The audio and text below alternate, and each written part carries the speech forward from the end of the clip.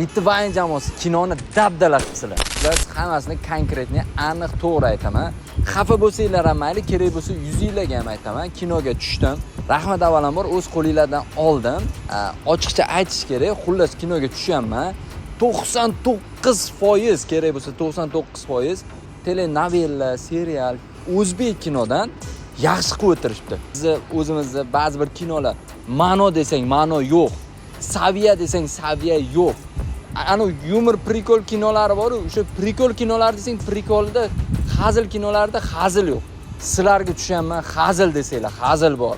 Ma'no desanglar, ma'no bor. Saviya desanglar, saviya bor. Har bir daqiqasida odam maza qilib kuladi.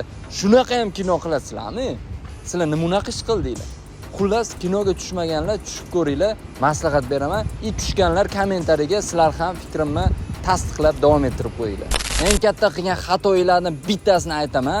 Nimaga kinoda qaynana kelin degan mavzu yo'q. Bo'lma.